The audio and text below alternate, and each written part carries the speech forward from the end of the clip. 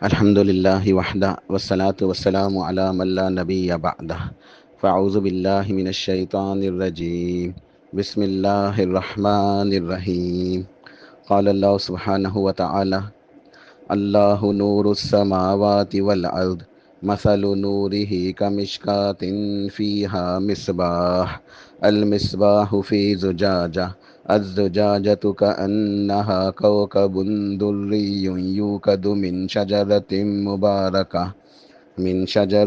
مباركة زيتونة لا شرقية ولا غربية يكاد زيتها يضيء ولو لم تمسسه نار نور على نور يهدي الله لنوره من يشاء ويضرب الله الأمثال للناس واللہ بکل شیء علیم۔ تدبر قرآن کے سلسلے کا یہ 27واں درس ہے۔ آج کے درس میں انشاءاللہ سورہ نور کو مکمل کرنے کی کوشش کریں گے۔ سورہ نور کی عظیم ترین آیت نور میں نے پڑھی ہے۔ ویسے تو پورے کا پورا قرآن سورہ فاتحہ سے لے کے سورہ ناس تک عظیم ہدایت ہے، ایک نور کا سرچشمہ ہے، لیکن خاص طور پر سورہ نور کی یہ آیت جو آیت نور سے مشہور ہے، یہ بہت عظیم آیت ہے، غور و فکر کرنے کے لیے، تدبر تذکر کرنے کے لیے، نصیحت حاصل کرنے کے لیے۔ اور اس آیت کو سمجھانا، اس کا حق ادا کرنا، یہ انتہائی مشکل ہے، کوئی اس کا حق ادا نہیں کر سکتا، اتنی عظیم یہ آیت ہے، اتنا عظیم اس کے اندر پیغام نصیحت کے لیے موجود ہے۔ اللہ سبحانہ و تعالیٰ سے دعا کرتا ہوں اللہ رب العالمین ہمیں توفیق عطا فرمائے، ہم نور قرآن کو، اس قرآن کو جو سراسر نور ہے، ہمیں یہ نور عطا فرما دے، ہمیں قرآن پاک سے نور لینے کی توفیق عطا فرما دے، اور آیت نور کے اندر جو نصیحت ہے اس کے اندر ہمیں غور و فکر کرنے کی اور تدبر کرنے کی اور اس سے ایک نصیحت حاصل کرنے کی توفیق عطا فرمائے۔ اللہ پاک نے ارشاد فرمایا اللہ نور السماوات والارض، اللہ تعالیٰ زمین و آسمان کا نور ہے۔ اللہ تعالیٰ کے ناموں میں سے ایک نام نور ہے۔ نور ہونا اللہ تعالیٰ کی صفت ہے، لہٰذا یہ صفاتی نام ہے، ہمارا اس کے اوپر ایمان ہے۔ باقی یہ نور کیسا ہے، اس کی کیفیت کیا ہے، اس کی حقیقت کیا ہے، اس نور کی ماہیت کیا ہے، اس کی کیفیت، اس کی تفسیر کیا ہے، یہ نہ کوئی جان سکتا ہے اور نہ جاننے کی ضرورت ہے۔ اس بات کو دوبارہ سے سمجھیں کہ نور اللہ تعالیٰ کا ایک صفاتی نام ہے، نور ہونا اللہ تعالیٰ کی صفت ہے، اور اس صفت کی کیفیت کیا ہے، یہ نور کیسا ہے، اس کی حقیقت کیا ہے، اس کی ماہیت کیا ہے، یہ کوئی نہیں جان سکتا اور نہ جاننے کی ضرورت ہے۔ تو آیت نور کی جو تفسیر سلف و صالحین سے جو منقول ہے، صحابہ کرام سے لے کے تابعین، تبع تابعین، اور آج ہمارے پاس الحمدللہ تفاسیر کے اندر جو موجود ہے اور جو کتاب و سنت کے عین مطابق ہے اور ہماری سمجھ کے حساب سے بھی یہ بالکل بہترین تفسیر ہے، کیونکہ آیت نور کو سمجھنا ہر شخص کے لیے آسان نہیں ہے، یہ ذرا سمجھنے کے لیے مشکل لگتی ہے، لیکن سلف و صالحین نے الحمدللہ جو اس کی تفسیر بیان کی ہے وہ بالکل ہماری سمجھ کے حساب سے ہے اور کتاب و سنت کے عین مطابق ہے۔ تو وہ یہ ہے کہ نور دو طرح کا ہے، اس آیت کے اندر جو نور مراد ہے وہ دو طرح کا ہے، ایک حسی نور، ایک معنوی نور۔ نور سے مراد ایک حسی نور ہے اور ایک معنوی نور ہے۔ حسی نور سے مراد کیا ہے؟ ظاہری نور، جو نور ہمیں نظر آتا ہے، ظاہری نور، اور معنوی نور سے مراد ہے باطنی نور، باطن کا نور۔ اس کی تفسیر انشاءاللہ ابھی میں کرتا ہوں تو بات سمجھ میں آئے گی۔ حسی نور یعنی ظاہری نور، اس کا معنی یہ ہے روشنی، حسی نور کا مطلب ہے روشنی۔ اللہ نور السماوات والارض، اللہ آسمانوں اور زمین کا نور ہے۔ اس سے مراد یہ ہے کہ یہ جو سورج ہمیں روشن نظر آتا ہے، یہ سورج، یہ چاند، یہ ستارے، اس کی یہ روشن ہیں چیزیں۔ آگ، ہم آگ جلاتے ہیں تو آگ کے اندر بھی ہمیں روشنی ملتی ہے نا، آگ سے بھی، یا دیا چراغ جو ہوتا ہے، اور آج کل بجلی کے آلات، بلب، لائٹیں وغیرہ، یہ سب روشنی ہیں۔ تو کائنات کے اندر جو کائنات یہ روشن ہے، یہ سورج، جب سورج طلوع ہوتا ہے تو کائنات روشن ہو جاتی ہے۔ پھر جب شام ہوتی ہے، رات ہوتی ہے، تو یہ چاند اور یہ ستارے، یہ بذات خود جو ہے یہ روشن نہیں ہے، ان کے پاس اپنی روشنی نہیں ہے، لیکن یہ چاند، یہ سورج کی روشنی سے جو ہے روشنی حاصل کرتے ہیں۔ آج کی سائنس یہ بتاتی ہے کہ یہ چاند اور یہ ستارے سورج سے جو ہے روشنی لیتے ہیں، تو سورج کی روشنی کا عکس ان کے اوپر آتا ہے تو یہ بھی روشن ہو جاتے ہیں۔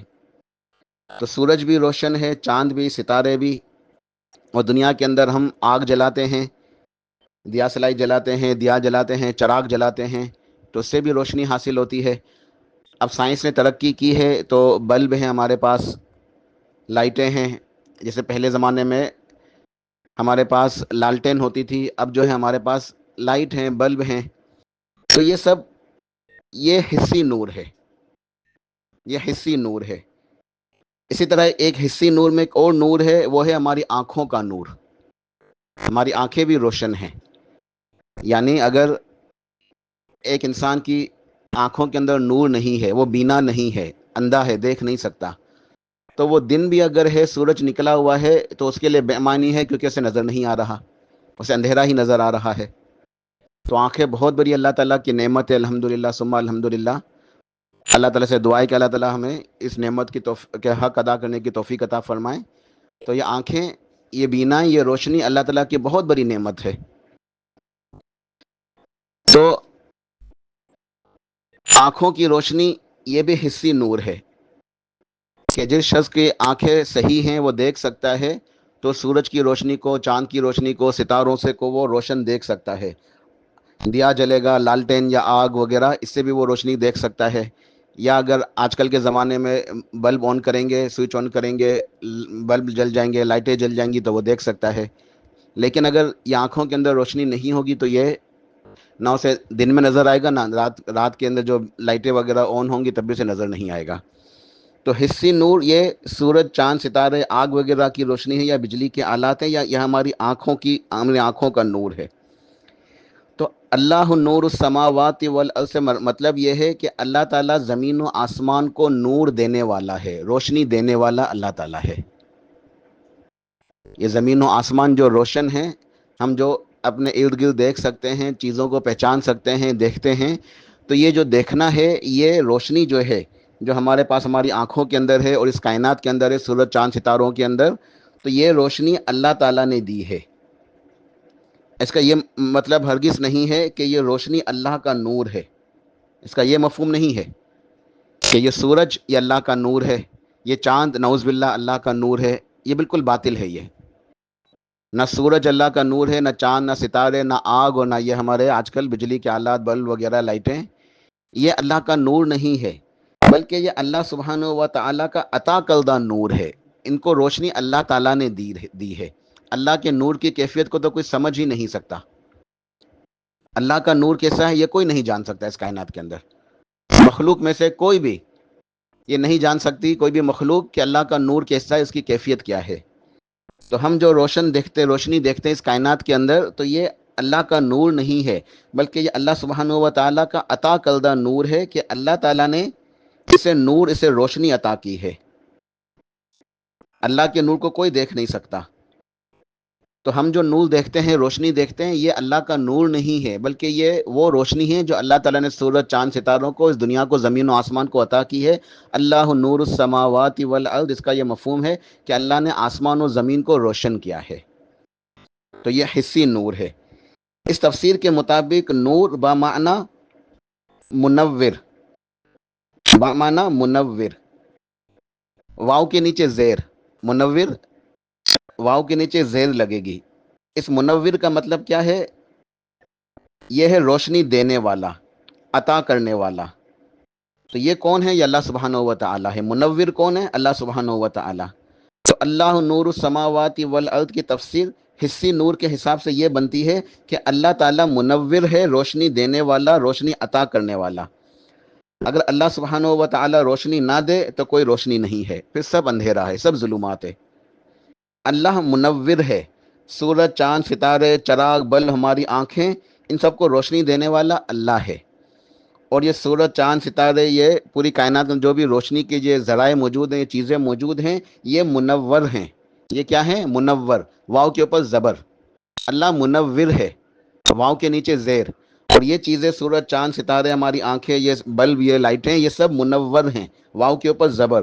منور کا مطلب ہے روشنی لینے والا، روشنی لینے والا، کہ ان کو روشنی اللہ تعالیٰ نے دی ہے، کہ یہ روشن ہیں اس وجہ سے کہ اللہ تعالیٰ نے ان کو روشنی عطا کی ہے۔ تو یہ اللہ کے نور سے جو ہے یہ روشن ہیں، یہ اللہ کا نور نہیں ہے، لیکن اللہ نے ان کو روشنی عطا کی ہے، تو یہ منور ہیں۔ تو اللہ تعالیٰ آسمان و زمین کا نور ہے بمعنی حسی نور، اور زمین و آسمان منور ہیں، روشن ہیں اللہ تعالیٰ کے عطا کردہ نور سے۔ زمین و آسمان کو اللہ تعالیٰ نور دینے والا ہے۔ اب یہ نور زمین و آسمان کو عطا کیسے ہوتا ہے؟ اللہ تعالیٰ زمین و آسمان کو نور کیسے عطا کرتا ہے؟ سورج کیسے روشن ہے؟ چاند کے اندر روشنی کیسے آتی ہے؟ ستارے کس طرح چمکتے ہیں؟ ہم آگ جلاتے ہیں، آگ کے اندر روشنی کیسے پیدا ہوتی ہے؟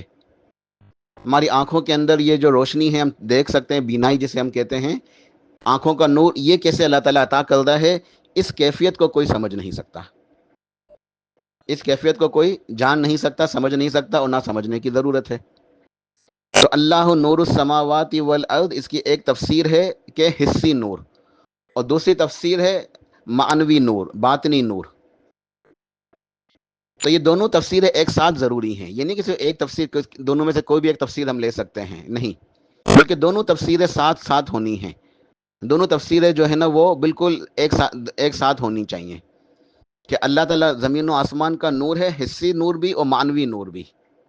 تو معنوی نور یہ باطنی نور ہے۔ یہ معنوی نور کیا ہے؟ یہ نور ایمان ہے۔ معنوی نور یہ ایمان کا نور ہے، یہ نور ایمان ہے، یہ اللہ تعالیٰ کی معرفت کا نور ہے، اللہ کو پہچاننے کا نور ہے۔ اس نور سے اللہ تعالیٰ کو پہچانو۔ یہ اللہ تعالیٰ کی معرفت کا نور ہے، یہ اللہ تعالیٰ کی توحید کا نور ہے، یہ نور توحید ہے، یہ نور ایمان ہے، یہ عقیدے کا نور ہے، یہ اللہ تعالیٰ کی وحی کا نور ہے۔ یہ وحی یہ نور ہے، اور وحی کے دو منبع ہیں، دو سرچشمے ہیں، ایک قرآن اور ایک حدیث، دونوں نور ہیں۔ تو یہ معنوی نور یہ اللہ تعالیٰ کی وحی کا نور ہے، قرآن پاک یہ نور ہے، قرآن اللہ کا کلام ہے، یہ نور ہے، قرآن بھی نور ہے، اور وحی کے دوسری قسم حدیث یہ بھی نور ہے۔ تو یہ قرآن بھی نور، حدیث بھی نور، یہ وحی کا نور ہے، یعنی ہدایت کا نور، یہ نور ہدایت ہے۔ معنوی نور سے مراد نور ہدایت، نیکی کا نور، ایمان کا نور، نیکی اور تقوی کا نور، پاکیزگی کا نور، اللہ کی اطاعت کا نور، اللہ سے ڈرنے کا نور، محبت الہی، اللہ تعالیٰ سے محبت کرنے کا نور، یہ اللہ تعالیٰ کی محبت، یہ نیکی، یہ تقوی، یہ نور ہے۔ یہ نیک اعمال، یہ نیکیاں جو ایک مومن سر انجام دیتا ہے، نیک اعمال کرتا ہے، یہ نیکیاں نور ہیں، نیک اعمال نور ہے، حسنات بلائیاں یہ نور ہیں۔ یہ نماز، یہ روزہ، حج، زکوٰۃ، صلہ رحمی، جہاد، قرآن پاک کی تلاوت، ذکر، اذکار، الغرض چھوٹی بڑی تمام کی تمام نیکیاں نور ہیں۔ تو یہ ہے ایمان کا نور، اور اللہ تعالیٰ جسے چاہتا ہے یہ نور عطا کرتا ہے۔ جو حسی نور ہے یہ تو ہمیں پتہ ہے کہ حسی نور سورج کے پاس ہے، اسی سورج سے چاند اور ستارے بھی روشن ہو جاتے ہیں۔ حسی نور جو ہے آگ کے اندر اللہ تعالیٰ نے رکھا ہے، آگ جلاتے ہیں، دیا، لالٹین وغیرہ جو پرانے زمانے میں جلائی جاتی تھی تو ایک روشنی پیدا ہوتی ہے۔ ہماری آنکھوں کے اندر اللہ تعالیٰ نے روشنی رکھی، ہم چیزوں کو دیکھ سکتے ہیں، تو یہ حسی نور ہے۔ باقی جو معنوی نور ہے، باطنی نور، ہدایت کا نور، ایمان کا نور، یہ اللہ تعالیٰ جسے چاہتا ہے یہ نور عطا کرتا ہے۔ جسے یہ نور ملتا ہے وہ مومن ہوتا ہے، جس کے دل کے اندر ایمان ہے تو اس کے دل کے اندر ایمان کا نور موجود ہے۔ جیسے اللہ سبحانہ و تعالیٰ نے سورہ بقرہ میں ارشاد فرمایا، اللہ ولی الذین آمنوا یخرجہم من الظلمات الی النور، کہ اللہ تعالیٰ ایمان لانے والوں کا دوست ہے، ان کا کارساز ہے، ان کا ولی ہے، ان کا مولا ہے۔ جو ایمان لاتے ہیں اللہ تعالیٰ ان کا مولا ہے۔ اللہ ولی الذین آمنوا، جو ایمان لائے ہیں ان کا ولی، ان کا دوست، ان کا مددگار، ان کا مولا، ان کا سرپرست، ان کا پالنے والا اللہ ہے۔ یخرجہم من الظلمات الی النور، وہ رب ان ایمان والوں کو نکالتا ہے اندھیروں سے، من الظلماتی اندھیروں سے نکالتا ہے، الی النور نور کی طرف، اندھیروں سے نکال کے ان کی رہنمائی کرتا ہے نور کی طرف۔ تو ظلمتیں ہیں اندھیرے، گمراہیاں، شرک یہ ظلم ہے، ان شرک لظلم عظیم، شرک سب سے بڑا اندھیرا ہے، شرک سب سے بڑا اندھیرا ہے، کفر سب سے بڑا اندھیرا، شرک کفر یہ سب اندھیرے ہیں، گمراہی اندھیرا ہے، گناہ اندھیرا ہے، یہ اندھیروں پر اندھیرے ہیں، شرک کا اندھیرا، کفر کا اندھیرا، نفاق سب سے بڑا اندھیرا، تو یہ اندھیروں پر اندھیرے ہیں، شرک کا اندھیرا، نفاق کا، کفر کا، گناہوں کا، گمراہیوں کا۔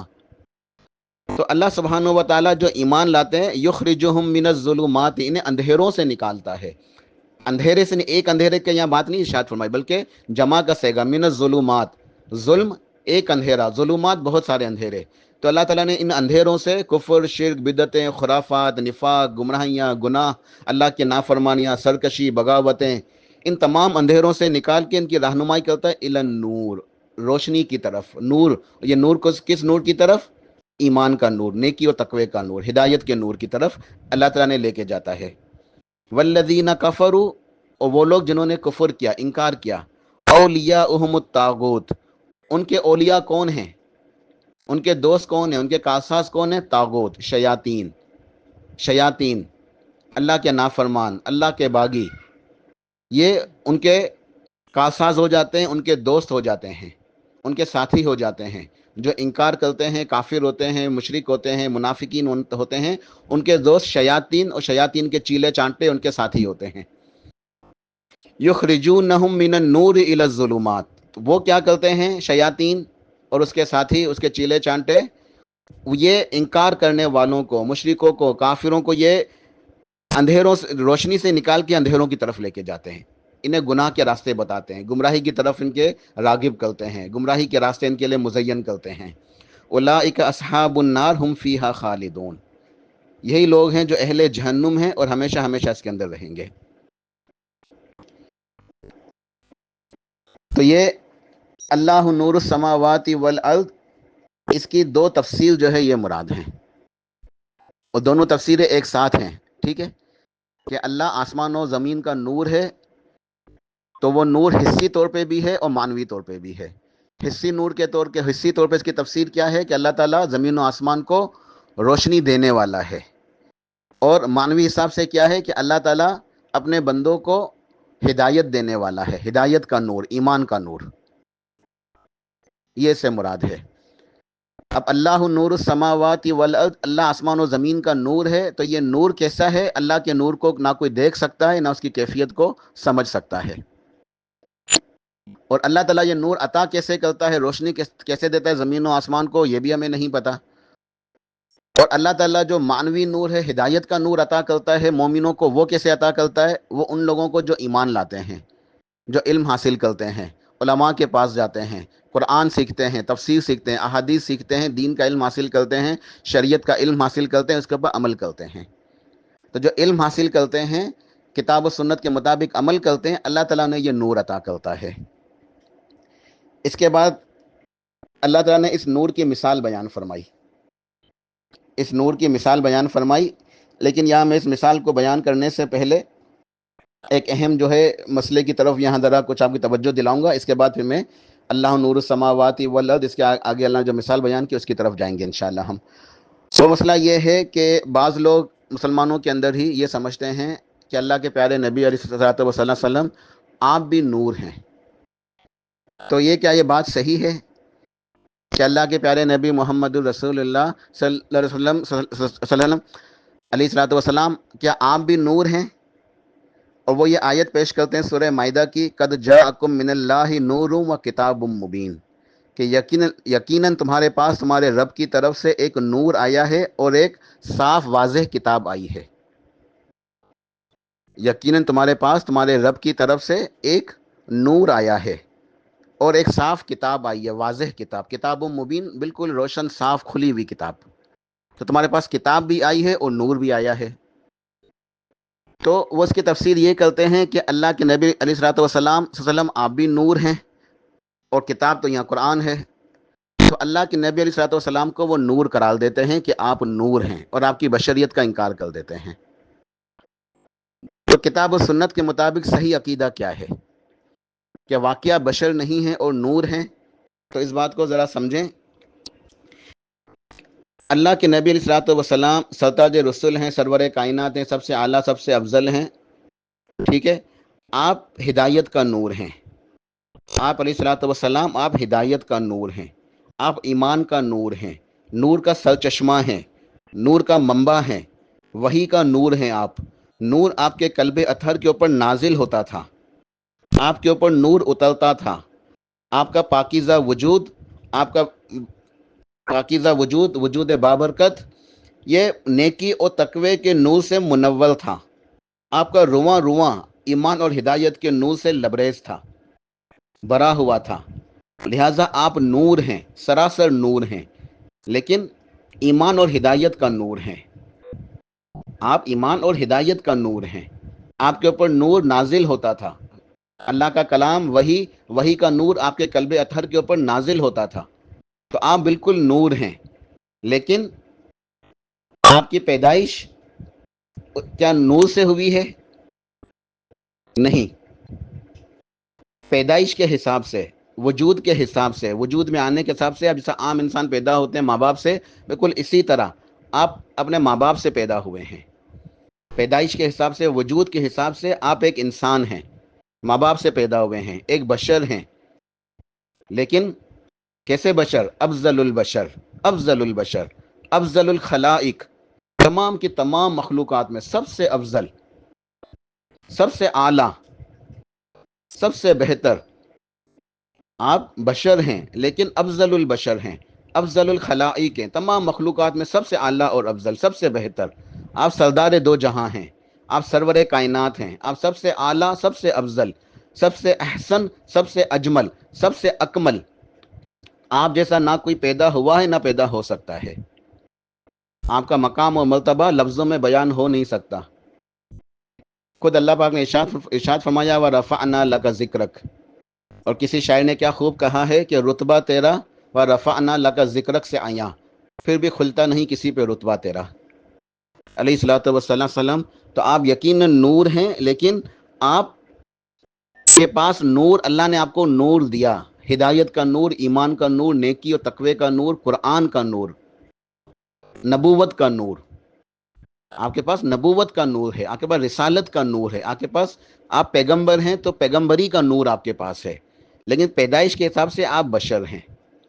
اللہ پاک نے سورہ کہف کے اندر اور سورہ فصلت کے اندر دو جگہ یہ آیت موجود ہے۔ اللہ پاک نے ارشاد فرمایا قل انما انا بشر، اے میرے حبیب علیہ الصلوۃ والسلام آپ فرما دیجئے، آپ خود اعلان فرما دیجئے، انما یقیناً بے شک، یا حسر کے ساتھ ہے، تاکید کے ساتھ، کہ میں تو کیا ہوں، یعنی ایک یہ جو انداز ہے نا قل انما، کہ آپ ارشاد فرما دیجئے کہ بے شک میں تو کیا ہوں، یعنی ایک حسر ہے بالکل تاکید کے ساتھ، کہ انما انا بشر۔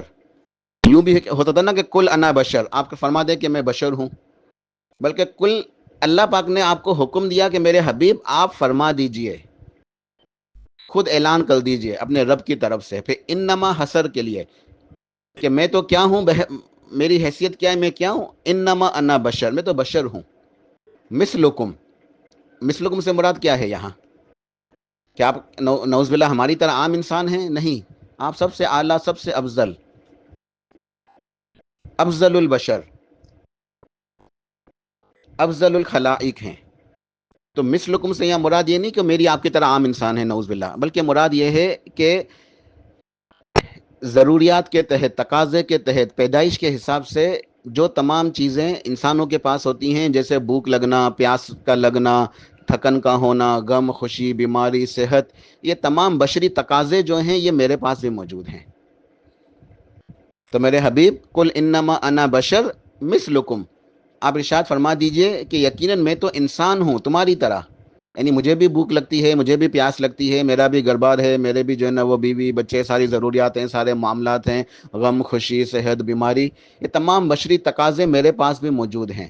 تو پیدائش کے حساب سے، وجود کے حساب سے آپ بشر ہیں، انسانوں کی طرح ایک انسان ہیں۔ لیکن آگے کیا ارشاد فرمایا، یوہا الیہ انما الہکم الہ واحد، لیکن تم میں اور مجھ میں فرق ہے، اور وہ فرق کیا ہے کہ یوہا الیہ، میرے اوپر وحی نازل ہوتی ہے، میرے اوپر نور نازل ہوتا ہے، میرے اوپر نور اترتا ہے، وہ تمہارے پاس نہیں آتا نور۔ جبریل آتے ہیں نور کو لے کے، تمہارے پاس نہیں آ سکتے، کسی اور انسان کے پاس نہیں آ سکتے، جبریل یہ نور لے کے میرے پاس ہی آئیں گے، وہی میرے پاس ہی نازل ہوگی۔ تو نبوت کا نور میرے پاس ہے، قرآن میرے اوپر اترتا ہے، حدیث میرے اوپر اترتی ہے، نبوت رسالت میرے اوپر نازل ہوتی ہے۔ تو ان معنوں میں تم سے الگ ہوں کہ میں اللہ کا نبی ہوں، میں اللہ کا رسول ہوں۔ ان معنوں کے اندر میں مجسم نور ہوں، سر سے پاؤں تک میں ایمان، نیکی، تقوی، ہدایت کا نور ہوں۔ میری ذات سے سب کو ہدایت ملتی ہے کہ سب مسلمان ہوتے ہیں، میرے امتی بنتے ہیں۔ تو یوہا الیہ کہ میرے اوپر وحی آتی ہے، میرے اوپر اللہ کا کلام اترتا ہے، نور اترتا ہے، انما الہکم الہ واحد، اور وہ نور کیا اترتا ہے؟ توحید کا نور۔ اے لوگو، تمہارا معبود تو ایک اکیلا اللہ ہے، اس کے سوا کوئی تمہارا معبود برحق نہیں۔ تو میرے اوپر توحید کا نور اترتا ہے، اللہ کی معرفت، قرآن کا نور۔ دیکھیں، ایک دنیا کی مثال صرف سمجھانے کے لیے، ورنہ ان مثالوں کی ضرورت نہیں ہوتی ہے، لیکن میں صرف سمجھانے کے لیے ایک بات کہہ رہا ہوں، اس کو ذرا سمجھیں، مسئلہ انشاءاللہ اچھی طرح واضح ہو جائے گا۔ اللہ سبحانہ و تعالیٰ نے فرشتوں کو بنایا ہے نور سے، ٹھیک ہے؟ اب وہ نور کی کیفیت کیا ہے یہ ہمیں نہیں پتا، وہ کون سے نور سے بنے فرشتے یہ ہمیں نہیں پتا، نہ ہمیں پتا چل سکتا ہے۔ اللہ پاک نے جنات کو بنایا ہے آگ سے، اس کی کیفیت کیا یہ بھی ہم نہیں سمجھ سکتے۔ اور اللہ پاک نے انسانوں کو بنایا ہے مٹی سے، آدم علیہ السلام کو اللہ پاک نے مٹی سے بنایا، ٹھیک ہے؟ کیفیت ہم نہیں سمجھ سکتے، ٹھیک ہے؟ تو انسان جو ہیں، جو مومن ہیں، ایمان والے متقین جو ہیں، وہ ان سب سے افضل ہیں، تمام مخلوقات میں، فرشتوں سے بھی افضل ہیں، اور جنات سے بھی افضل ہیں، جو ایمان والے ہیں، اللہ کے نیک بندے۔ اور تمام کی تمام مخلوقات میں سب سے اعلیٰ، سب سے افضل، سب سے بہتر کون ہے؟ ہمارے پیارے نبی علیہ الصلوۃ والسلام۔ اب اگر ہم یہ کہیں کہ آپ کو اللہ تعالیٰ نے نور سے بنایا، تو یہ بالکل ایک تو قرآن و حدیث کا بالکل انکار ہو جائے گا، آپ انسان نہیں رہیں گے، یا تو فرشتے ہو جائیں گے، اور فرشتہ ہو جانا یہ آپ کے لیے جو نا کوئی عزت کا باعث نہیں ہے، بلکہ تو نعوذ باللہ آپ کی شان کو کم کرنا ہوگا، آپ کی شان میں یہ تنقیص ہوگی، گستاخی ہوگی کہ ہم آپ کو فرشتہ سمجھیں، کیونکہ آپ تو فرشتوں سے افضل ہیں، تو فرشتے نور سے پیدا ہوئے ہیں، تو آپ فرشتوں کا نور نہیں ہے، آپ انسان پیدا ہوئے ہیں، ٹھیک ہے؟ اور اگر ہم یہ کہیں کہ آپ اللہ کا نور ہیں، اللہ نے اپنے نور سے آپ کو پیدا کیا، تو یہ بہت بڑا کفر ہو جائے گا، بہت بڑا شرک ہو جائے گا، یہ بہت بڑا کفر، بہت بڑا شرک ہو جائے گا۔ یہ یعنی جب عیسائیوں نے یہ کہا کہ نعوذ باللہ سیدنا عیسیٰ علیہ السلام نعوذ باللہ اللہ کے بیٹے ہیں، تو وہ انہوں نے نعوذ باللہ اللہ تعالیٰ عیسیٰ علیہ السلام کو اللہ کا بیٹا مانا، یہودیوں نے سیدنا عزیر علیہ السلام کو اللہ کا بیٹا مانا۔ اب اگر آج مسلمان یہ کہے گا کہ اللہ کے نبی علیہ السلام اللہ کا نور ہیں، یہ تو ان سے بھی بڑا جرم ہوگا کہ انہوں نے تو بیٹا مانا، اللہ نے انہیں مشرک بھی قرار دیا، کافر بھی قرار دیا، وہ اللہ کیا ناکام ہو گئے، جہنمی ہو گئے۔ لیکن یہ کہنا کہ آپ اللہ کا نور ہیں، اللہ نے آپ کو اپنے نور سے پیدا کیا ہے، تو یہ تو اس سے بھی بڑا جرم ہے، یہ تو اللہ کی ذات کا حصہ ہو گیا، جز ہو گیا، کہ ہم نے آپ کو علیہ الصلوۃ والسلام اللہ کی ذات کے ساتھ نعوذ باللہ ملا دیا۔ اور آپ نے ہمیں سخت تعلیم دی ہے، سخت جو ہے نا ہمیں تنبیہ کر دی ہے کہ دیکھو میری تعریف کرتے ہوئے غلو نہ کرنا، جس طرح عیسائیوں نے غلو کرتے ہوئے اپنے نبی عیسیٰ علیہ السلام کو اللہ کا بیٹا قرار دے دیا، تم ایسا نہ کرنا، میں اللہ کا بندہ ہوں، مجھے اللہ کا بندہ اس کا رسول ہی کہنا، اس سے زیادہ اوپر نہ کہنا۔ یہ حدیث سے ثابت ہے آپ کے یہ الفاظ، میری تعریف کرتے ہوئے غلو نہ کرنا، میں اللہ کا بندہ، اللہ کا رسول ہوں، مجھے یہی مقام پسند ہے جو اللہ نے میرے لیے رکھا ہے کہ میں اللہ کا بندہ، اللہ کا رسول ہوں۔ تو یہ بہت خطرناک قسم کا جو ہے نا یہ غلو ہو جائے گا کہ ہم یہ کہہ دیں کہ آپ نعوذ باللہ اللہ کا نور ہیں، کہ اللہ نے اپنے نور سے آپ کو پیدا کیا۔ اور بعض لوگ حدیث بھی جو ہے نا اپنی طرف سے زبردستی، کوئی حدیث نہیں ہے یہ من گھڑت بات ہے، جھوٹی بات ہے یہ، جو اپنی طرف سے جو ہے نا یہ بنا کے پیش کر دیتے ہیں کہ اللہ نے اپنے نور سے، کہتے ہیں کہ اللہ نے اپنے نور سے اپنے نبی کا نور بنایا، اور پھر نبی کے نور سے جو ہے وہ فاطمہ کا نور بنایا، اور فاطمہ کے نور سے جو ہے نا پوری کائنات کو بنایا۔ اس طرح کی باتیں کرتے ہیں. اور کوئی کہتا ہے کہ اللہ نے اپنے نور سے پہلے نبی کا نور بنایا، اس کے بعد نبی کے نور سے پنجتن کا، یعنی حضرت علی، حضرت فاطمہ، حضرت حسن، حضرت حسین، حضرت اللہ تعالیٰ علیہ مجمعین، ان سب کو جو ہے نا پیدا کیا، پھر ان کے نور سے اس پوری کائنات کو پیدا کیا. یہ تمام باتیں روافض شیعہ حضرات کے یہاں پائی جاتی ہیں. یہ کوئی بھی بات جو ہے نا شریعت سے ثابت نہیں ہے، سب کا سب جھوٹ ہے، خرافات ہیں، بیکار ہے، غلط عقیدہ ہے یہ. آپ ایک انسان ہیں، لیکن سب سے اعلیٰ، سب سے افضل انسان. اور ایک مثال بھی سمجھے ذرا. مثال کے طور پر اگر ہم یہ کہیں کہ ایک برتن ہے اور اس کے اندر پانی ہے، وہ پورا پانی سے بھرا ہوا ہے، تو ہم کیا کہیں گے کہ یہ پانی کا برتن ہے، یہ برتن پانی کا ہے، یعنی برتن کے اندر پانی ہے. تو اس جملے کا مطلب کیا ہوگا کہ وہ برتن جو ہے وہ پانی بن گیا ہے. برتن تو کوئی میٹل کا ہوگا نا. کوئی بھی برتن ہے، ٹھیک ہے، یا تو وہ مٹی کا بنا ہوا برتن ہے، یا جو ہے نا وہ کوئی جو ہے نا وہ کوئی دیگچی ہے، یا کوئی بھی کسی چیز کی دھات کی بنی ہوئی ہوگی نا، میٹل کی ہوگی، وہ سلور کی ہے، اسٹیل کی ہے، یا کون سی ہے، تانبے کی ہے. وہ کوئی بھی برتن ہے، کسی بھی دھات کا ہو سکتا ہے وہ. اگر ہم یہ کہیں کہ یہ برتن کے اندر پانی ہے، ہمیں کہیں گے یہ پانی کا برتن، سے مراد یہ تو نہیں ہوگی نا کہ یہ برتن بھی پانی ہے.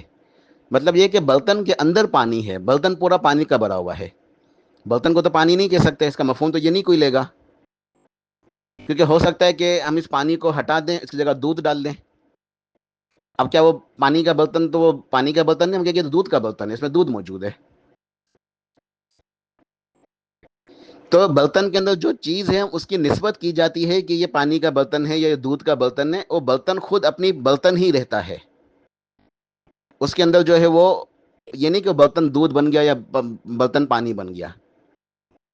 تو امید ہے بات سمجھ میں آئی ہوگی کہ اللہ کے نبی علیہ الصلوۃ والسلام، آپ انسان ہیں، آپ بشر ہیں، لیکن سب سے اعلیٰ، سب سے افضل، اور آپ نور ہیں ان معنوں میں کہ آپ اللہ کے نبی ہیں. آپ کے پاس نبوت کا نور ہے، ہدایت کا نور ہے، ایمان کا، نیکی اور تقوی کا نور ہے. آپ پوری دنیا کو ہدایت دینے والے ہیں. آپ اللہ کے نبی، اللہ کے رسول ہیں، آخری نبی، آخری رسول، آخری پیغمبر ہیں.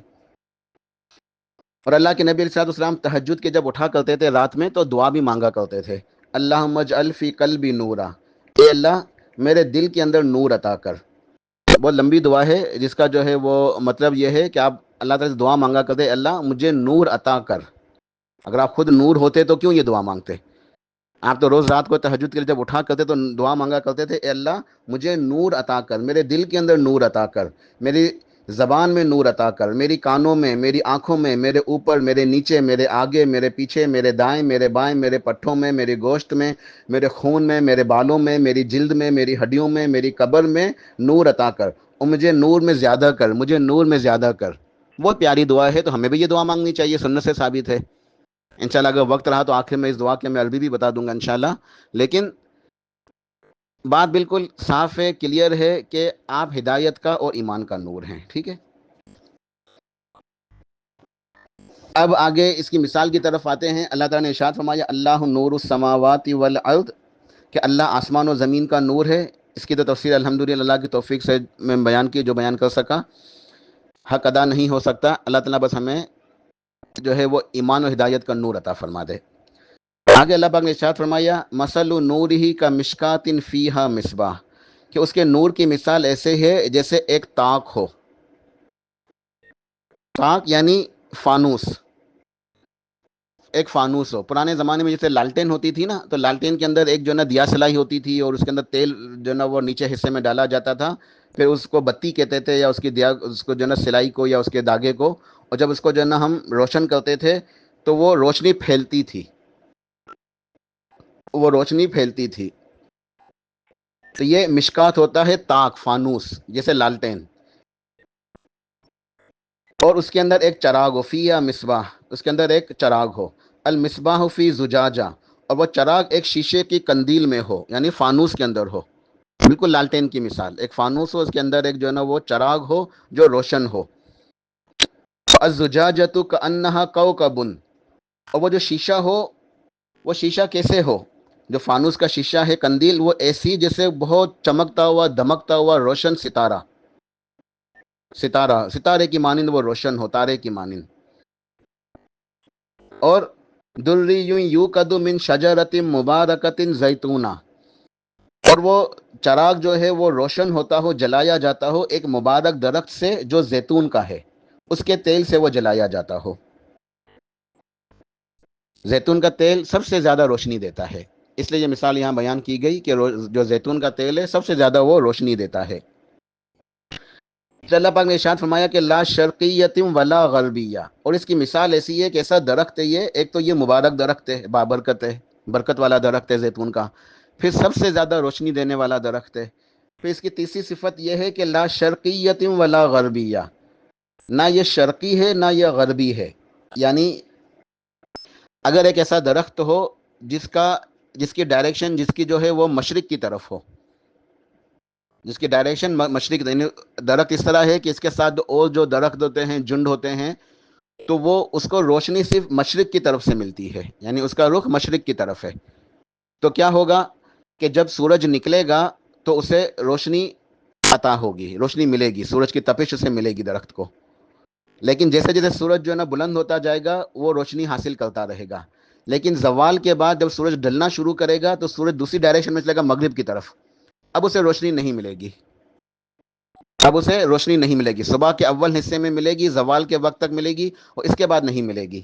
ولا غربیتن، یا اگر درخت ایسا ہو کہ جو مغرب کی سمت ہو، اس کا رخ ڈائریکشن مغرب کی طرف ہو اور مشرق کی طرف اس کو روشنی نہ ملتی ہو، تو کیا ہوگا کہ جب سورج نکلے گا تو صبح کے اول حصے میں اسے روشنی نہیں ملے گی، سورج کی دھوپ اسے نہیں پہنچے گی، لیکن جب وہ سورج اوپر بلند ہوگا، زوال کے وقت جب سورج سر کے اوپر ہوگا تو اسے روشنی ملنا شروع ہو جائے گی، اور پھر آخر تک اسے سورج غروب ہونے تک ملتی رہے گی کہ وہ مغرب کی طرف اس کی ڈائریکشن ہے، لیکن اول حصے میں اسے نہیں ملے گی۔ لیکن ایسا درخت ہو اگر کہ جو لا شرقیت ولا غربیہ، جس کا رخ نہ مشرق کی طرف ہے نہ مغرب کی طرف ہے، جس کے آس پاس کچھ بھی نہ ہو، بالکل ایک سمجھے کہ ایک میدان کے اندر ہو، اس کی طرف کوئی چیز، کوئی رکاوٹ نہ ہو، جب سورج نکلے گا تو بھی اسے روشنی ملے گی، سورج سر کے اوپر ہوگا زوال کے تب بھی وہ روشن ہوگا، دھوپ ملتی رہے گی، اور جب سورج ڈلنا شروع ہوگا تو بھی اسے روشنی، دھوپ ملتی رہے گی، یعنی طلوع آفتاب سے لے کے غروب آفتاب تک اس کو سورج کی دھوپ پہنچتی رہے گی، کیونکہ وہ ایک ایسے میدان میں ہے جو نہ شرقی طرف ہے نہ غربی طرف ہے، اس کی ڈائریکشن ایسی ہے کہ اسے دونوں طرف سے جو ہے روشنی مل رہی ہے۔ تو جو ایسا درخت ہوتا ہے زیتون کا، جس کو ہر وقت جو ہے سورج کی دھوپ مل رہی ہو، تو اس کا جو تیل ہے وہ بہت زیادہ روشنی دیتا ہے، یہ اس کی خاصیت ہوتی ہے کہ وہ سب سے عمدہ تیل ہوتا ہے۔ زیتون کے تیل میں ویسے ہی دو صفات پہلے سے موجود ہیں، ایک تو برکت والا تیل ہے، زیتون کا درخت بھی برکت والا ہے، اس کا پھل بھی برکت والا ہے، اس کا تیل بھی برکت والا ہے، پھر وہ زیادہ روشنی بھی دیتا ہے، پھر ایسی روشنی زیادہ اور مزید روشنی دے گا اگر اس کو دھوپ ملتی رہے گی دونوں طرف سے، مشرق و مغرب کی طرف، ہر وقت اسے دھوپ میں رہے گا، دھوپ ملتی رہے گی تو بہت زیادہ وہ روشنی دے گا۔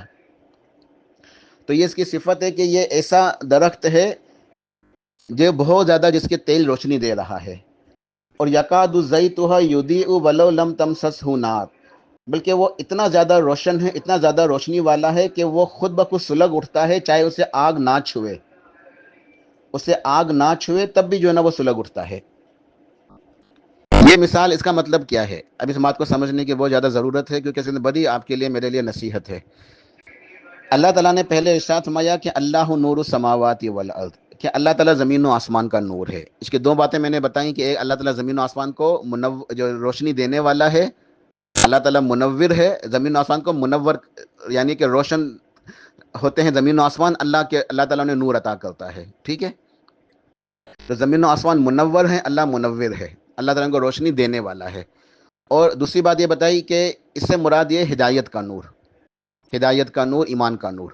اب اللہ پاک نے اس کی ایک مثال بیان کی کہ یہ، اس کے نور کی مثال ایسی ہے جیسے ایک تاک ہو، فانوس ہو، جس کے اندر ایک چراغ ہو، اور وہ چراغ ایک شیشے کی قندیل میں ہے، وہ شیشہ ایسے جیسے چمکتا ہوا، دمکتا ہوا، منور روشن ستارہ، اور وہ ایک ایسے مبارک درخت سے جو ہے نا وہ جلایا جاتا ہے جو کہ نہ شرقی ہے نہ غربی ہے، یعنی ہر وقت اس کا تیل اس کو جو ہے نا روشنی دے ہی رہا ہے، اور اس کا تیل خود بخود سلگ اٹھے گا اگرچہ اسے آگ نہ بھی چھوئے۔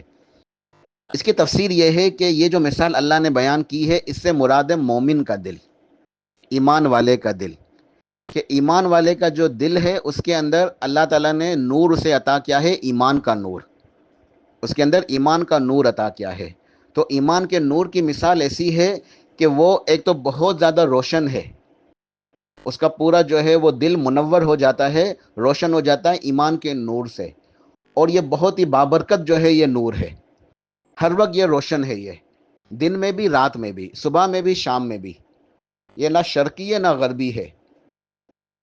ایسا نہیں ہے کہ دن ہے تو جو ہے نا یہ ایمان کا نور موجود ہے، اندھیرا ہو گیا، رات ہو گئی، اب ظلمات، اب اندھیرے، اب گناہ، اب تو کوئی بھی نہیں دیکھ رہا، رات کے اندھیرے ہیں۔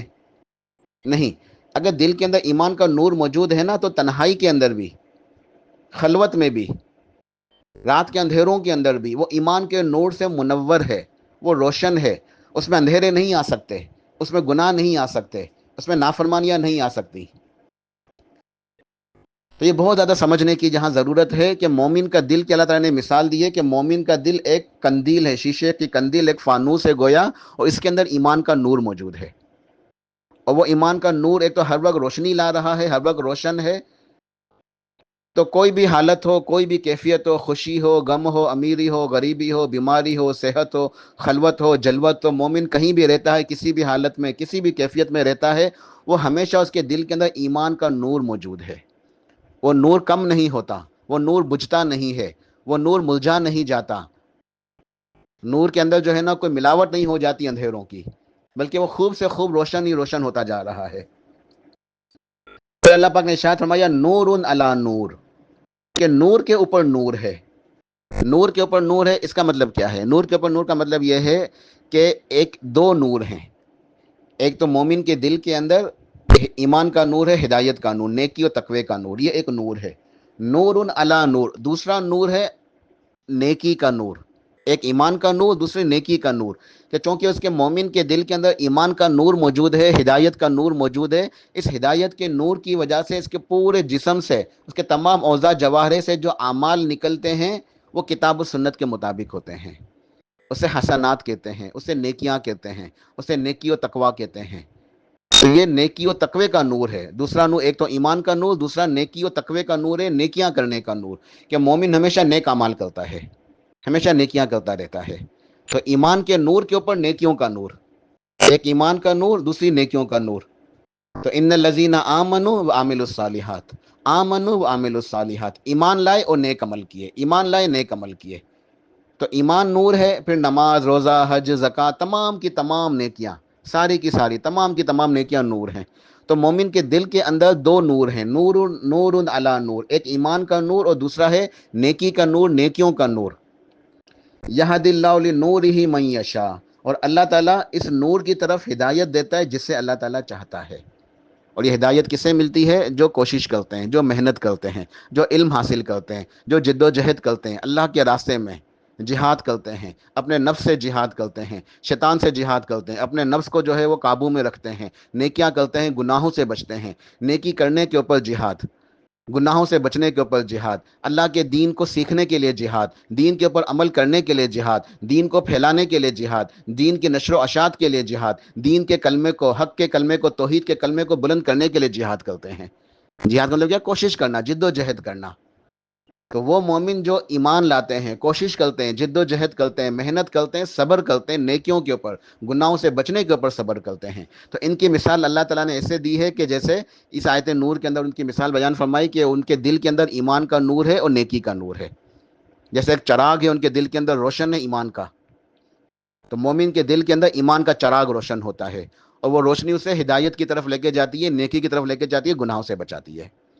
یہاں ایک اور چیز بھی عقیدے کے حوالے سے سیکھ لیں کہ بعض لوگ یہ سمجھتے ہیں، وہ یہ کہتے ہیں کہ مومن کے دل کے اندر اللہ رہتا ہے، اور یہ بات بھی سنی گئی ہے کہ مومن کا دل اللہ کا عرش ہے۔ یہ باتیں سراسر عقیدے کے خلاف ہیں، یہ کتاب و سنت سے ثابت نہیں ہے، یہ جھوٹ ہیں، یہ باتیں گستاخی ہیں۔ اللہ اپنے عرش پہ مستوی ہے، ایسی بات کہنا نعوذ باللہ اللہ کے شان میں تنقیص ہے کہ مومن کے دل میں اللہ رہتا ہے۔ یہ صوفیہ ذات جو ہوتے ہیں اہل تصوف والے، وہ ایسی باتیں کرتے ہیں۔ یہ بلے شاہ کا کلام، بہت سارے جو ہے نا یہ ایسے قوالیاں، ایسے گانے، پاکستان کے اندر بھی ایک بہت جو ہے نا گانا جو ہے نا وہ جنون گروپ کا جو ہے نا شاید جنون کا تھا، واللہ والا مشہور ہوا تھا کہ سائیں میرا سچا سائیں تو ہے، تو میرا مولا میں تیرا بندہ، وہ طرح کہ کچھ باتیں صحیح ہوتی ہیں، کچھ باتیں مکس ہوتی ہیں اس کے اندر یہ بھی تھے کہ میں تیری تلاش میں نکلا تھا اور کہاں کہاں نہیں بھٹکا تھا، کبھی مندر میں، کبھی فلاں، کبھی جہاں، کہاں کہاں ایسی شاعری ہے۔ پھر آگے کہتے ہیں وہ گانے کے اندر کہ جب دل کے اندر جھانکا تو یہ پایا دل کی دھڑکن میں۔ تو یہ تصوف اہل صوفیوں کی جو ہے، تصوف والوں کی گمراہیاں ہیں کہ وہ اللہ کو ڈھونڈنے کے لیے نکلے تھے، ہر جگہ مندر کے اندر بھی ڈھونڈا، مسجد میں بھی ڈھونڈا، یا شراب خانے میں بھی ڈھونڈا، یہاں بھی ڈھونڈا، بازاروں میں ڈھونڈا، اللہ کو کہاں موجود پایا؟ دل کے اندر۔ یہ تمام کی تمام باتیں گمراہیاں ہیں، یہ گمراہی ہے، یہ ظلمات ہے، یہ اندھیرے ہیں۔ ہمیں اللہ تعالیٰ سے ایمان کا نور مانگنا چاہیے، اللہ تعالیٰ ہمیں نیکی و تقوی کا نور اور عقیدے کا نور عطا فرما دے۔ تو مومن کے دل کے اندر اللہ تعالیٰ نہیں رہتا، نہ مومن کا دل نعوذ باللہ اللہ کا عرش ہے۔ یہ تمام باتیں عقیدے کے خلاف ہیں۔ اللہ اپنے عرش پہ مستوی ہے، اللہ کا عرش آسمانوں کے اوپر ہے، اپنے عرش پہ اللہ تعالیٰ مستوی ہے، لیکن اپنے تمام بندوں کے اعمال سے باخبر ہے، دیکھتا ہے، سنتا ہے، جانتا ہے، وہ قدرت رکھتا ہے، اس کی صفات ہر جگہ موجود ہیں، مگر بذات خود اللہ تعالیٰ اپنے عرش پہ مستوی ہے۔ تو مومن کے دل کے اندر اللہ نہیں ہوتا، بلکہ ایمان ہے، ہدایت ہے، نیکی ہے، اللہ کا ڈر ہے، اللہ سے محبت ہے۔ یہ اللہ تعالیٰ سے جو محبت ہے یہ بھی نور ہے، اللہ تعالیٰ سے جو ڈرنا ہے، خشیت اللہ، یہ بھی نور ہے، جو نیکیوں کی رغبت ہے یہ بھی نور ہے، گناہوں سے بچنا یہ بھی نور ہے، اسی کو کہتے ہیں ہدایت کا نور۔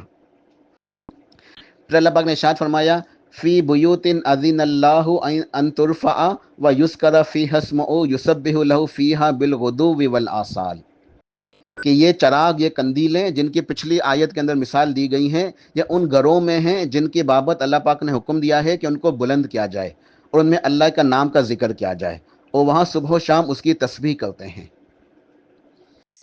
پچھلی آیت کو میں نے کوشش کی سمجھانے کی، اللہ پاک کی توفیق سے اللہ میں کو سمجھنے کی توفیق عطا فرمائے۔ آیت نور، اگلی آیت میں اللہ پاک نے ارشاد فرمایا کہ جو کندیلیں ہیں، جو اللہ تعالیٰ نے مثال دی نا کہ اللہ کے نور کی مثال مومن کے دل کے اندر ایمان کی جو ہے مثال جو بیان کی، اب فرمایا کہ یہ چراغ، یہ کندیلیں جو ہیں ان گھروں میں ہیں جن کے بارے میں اللہ نے حکم دیا ہے کہ ان کو بلند کیا جائے اللہ کے ذکر سے، اللہ کے نام سے، اللہ کی یاد سے، وہ وہاں صبح و شام اس کی تسبیح کرتے ہیں۔ اہل تفسیر نے یہاں دو باتیں بیان کی ہیں۔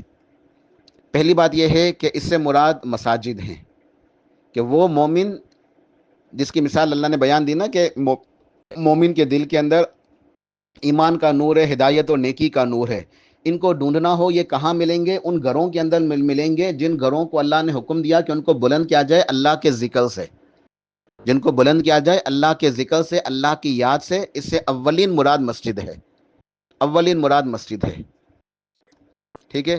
تو یہ وہ مومن ہیں جو مسجدوں کو تعمیر کرتے ہیں۔ انما یعمر مساجد من آمن باللہ والیوم الآخر، جو سورہ توبہ میں اللہ پاک نے ارشاد ہے کہ اللہ کی مساجد کو کون آباد کرتے ہیں؟ کہ جو اللہ کے اوپر ایمان لاتے ہیں۔ تو یعمر مساجد یعنی کہ مساجد کو آباد کرنا، اس کا مطلب کیا ہے؟ ایک ہے مسجد کو تعمیر کرنا، پھر اس میں یہ بات بھی شامل ہے کہ اس کی دیکھ بھال کی جائے، اس کی صفائی ستھرائی کا اہتمام کیا جائے، جیسے اپنے گھروں کو صاف ستھرا رکھتے ہیں اسی طرح مسجدوں کو بھی صاف ستھرا رکھیں۔ پھر ان مسجدوں کے اندر اللہ کے نام کو، اللہ کے ذکر کو بلند کیا جائے، یعنی 5 وقت کی اذان اور 5 وقت کی نماز، فرض نماز، یہ مراد ہے کہ مسجدوں کو تعمیر کرنا، مسجدوں کو آباد کرنا، ان کے اندر اذانیں دینا، ان کے اندر نمازیں ادا کرنا، پھر مسجدوں کے اندر دروس کی مسجدیں ہوں، دروس کی جو ہے نا وہ محفل ہو، دروس یعنی کہ ہوتے ہوں، اس کے اندر نصیحت ہوتی ہو، قرآن پاک کی تلاوت ہوتی ہو، ذکر اذکار ہوتے ہوں، تو یہ اللہ کی عبادت کرنا مساجد کے اندر۔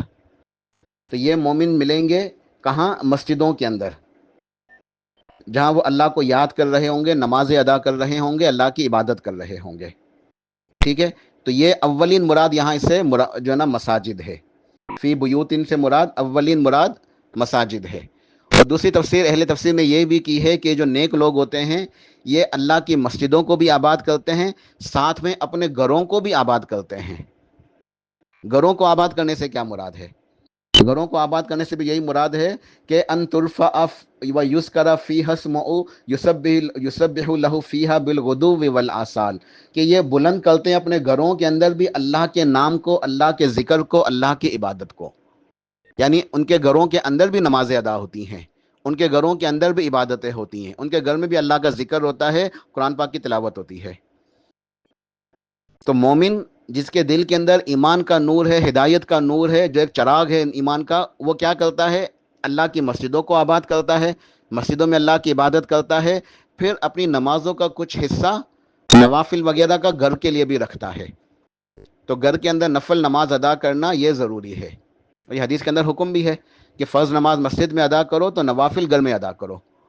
تو اپنے گھروں کے اندر بھی اللہ کے ذکر کو بلند کرتے ہیں، اللہ کو یاد کرتے ہیں، عبادتیں کرتے ہیں، گھر والوں کو سمجھاتے ہیں، گھر والوں کو بٹھا کے تعلیم ہوتی ہے، ٹھیک ہے، اللہ کا ذکر کیا جاتا ہے، دعائیں ہوتی ہیں، قرآن پاک کی تلاوت ہوتی ہے، صبح و شان اللہ کے نام کو بلند کیا جاتا ہے۔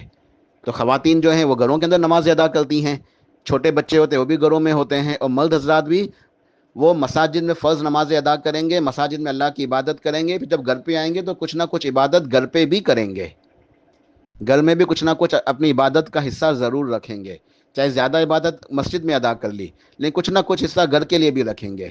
اس سے گھر والوں کو ترغیب ملے گی، گھر کے اندر رحمتیں برکتیں آئیں گی، اور گھر کے اندر اللہ کا نام بلند ہوگا۔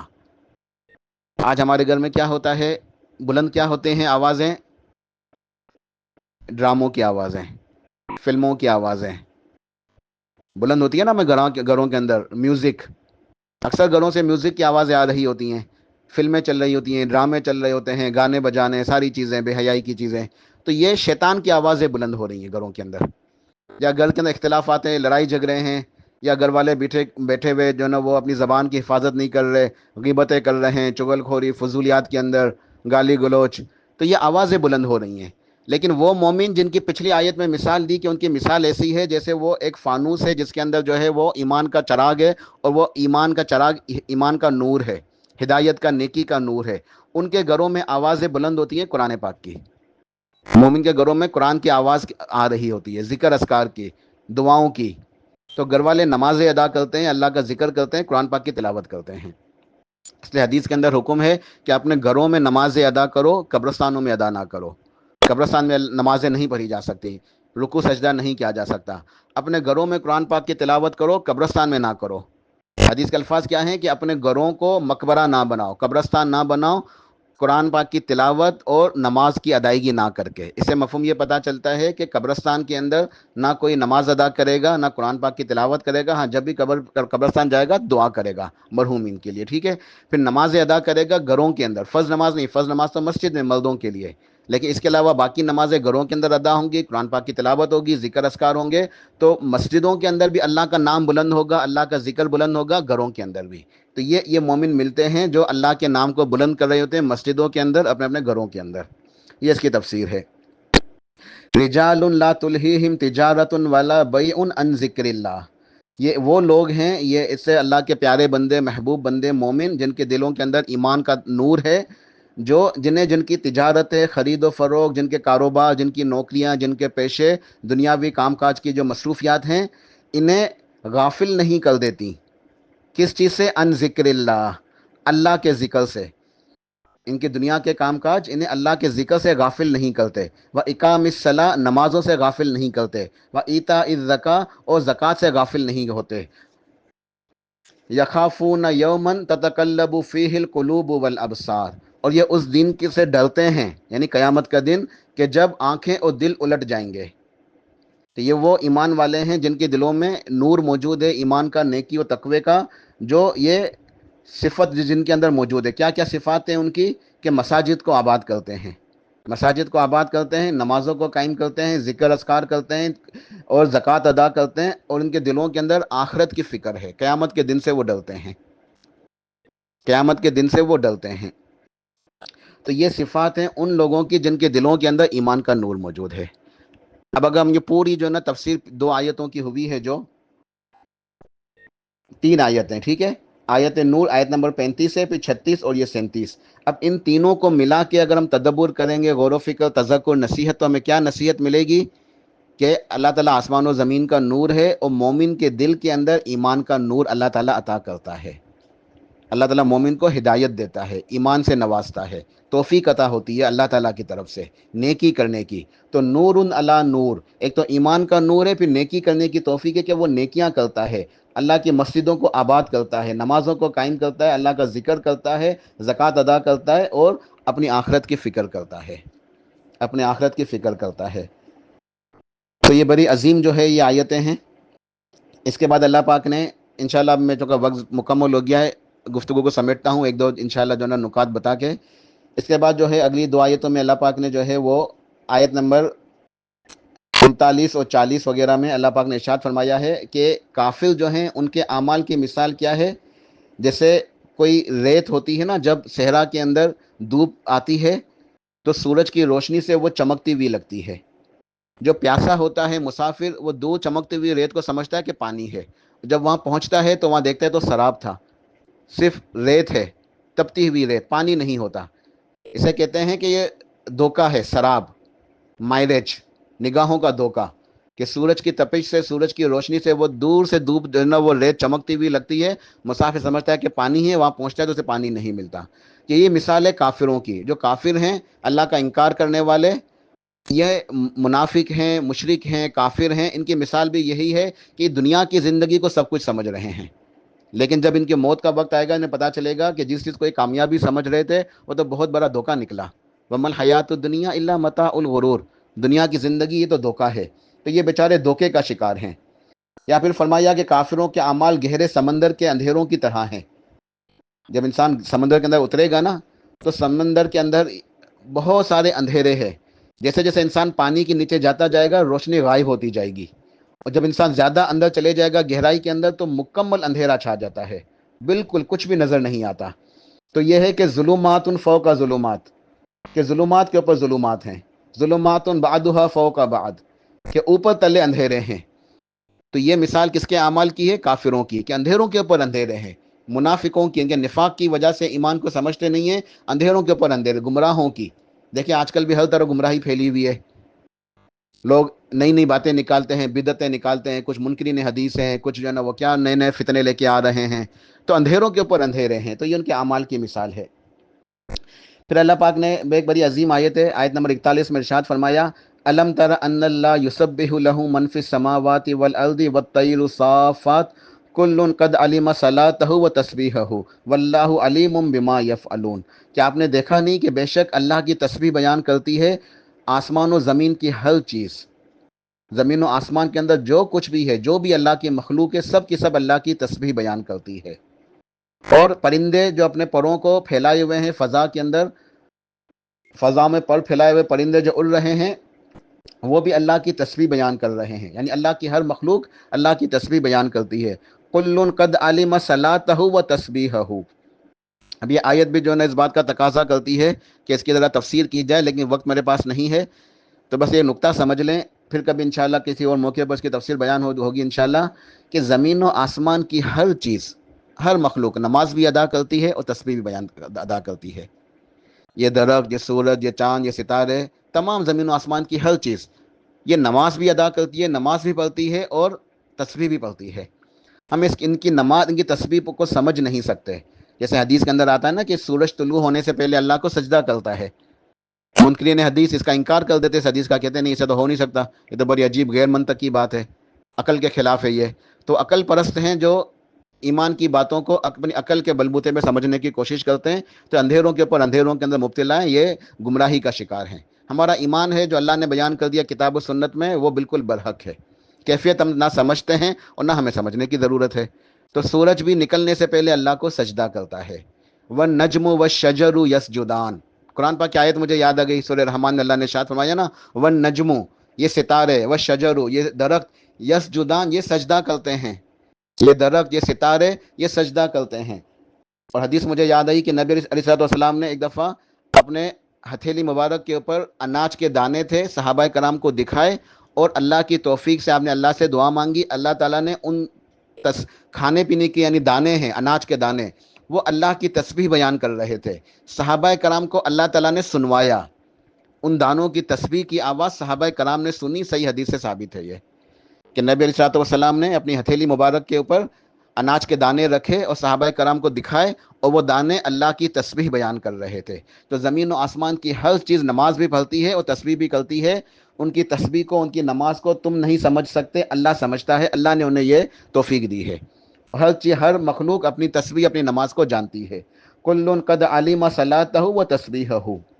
ہر ایک نے اپنی نماز و تسبیح جان لی ہے اور وہ اللہ کی تسبیح بیان کرتے ہیں. ٹھیک ہے، تو اس کے بعد ہمارا ایمان ہے، ہمارے لیے نصیحت ہے کہ جب ہر مخلوق اللہ کی نماز ادا کرتی ہے، اللہ کے نماز پڑھتی ہے، تسبیح پڑھتی ہے، تو ہمیں کتنی زیادہ اس بات کی ضرورت ہے کہ ہم تو انسان ہیں، اشرف المخلوقات، ہمارے اوپر تو شریعت کے جو ہے نا، ہم تو مکلف ہیں شریعت کے، تو ہمارے لیے لازم ہے کہ ہم بھی نمازیں ادا کریں اچھی طرح پابندی کے ساتھ، اور اللہ کی تسبیح بیان کریں، سبحان اللہ، الحمدللہ، اللہ اکبر، لا الہ الا اللہ، یہ کثرت سے پڑھا کریں ہم، نمازیں بھی ادا کیا کریں، فرض نمازیں بھی، نوافل بھی، اور کثرت سے اللہ کا ذکر کیا کریں، سبحان اللہ والحمد للہ ولا الہ الا اللہ واللہ اکبر۔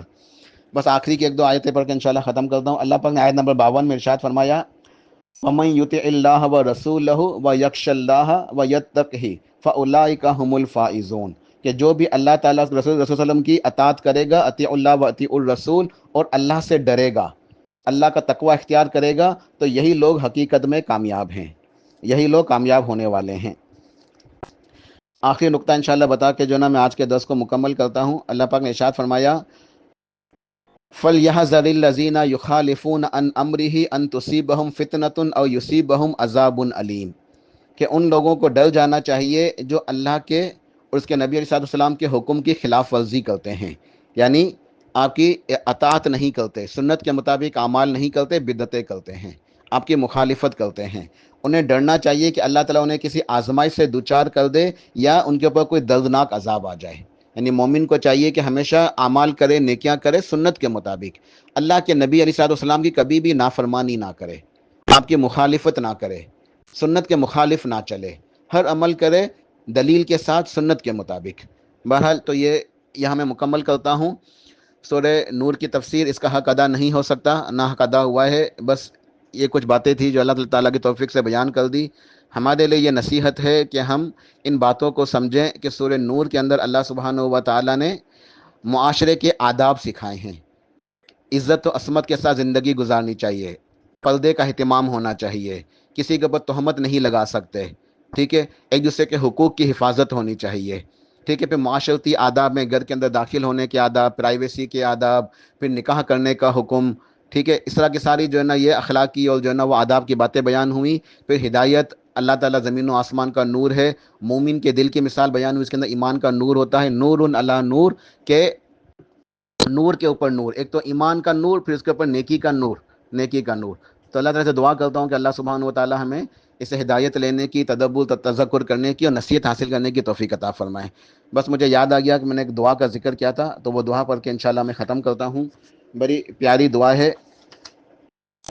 اللہ کے نبی علیہ الصلوۃ والسلام جب تہجد کے لیے رات کو آپ اٹھا کرتے تھے تو اللہ تعالیٰ سے دعا مانگا کرتے تھے۔ کیا دعا مانگتے تھے؟ وہ دعا میں بھی مانگتا ہوں ہم سب کے لیے، آپ سب بھی یہ دعا مانگا کریں، اس کو یاد کر لیں۔ تو ہمیں چاہیے کہ ہم ان دعاؤں کو یاد کریں، دعاؤں کو پڑھیں، اللہ تعالیٰ سے نور کو مانگا کریں۔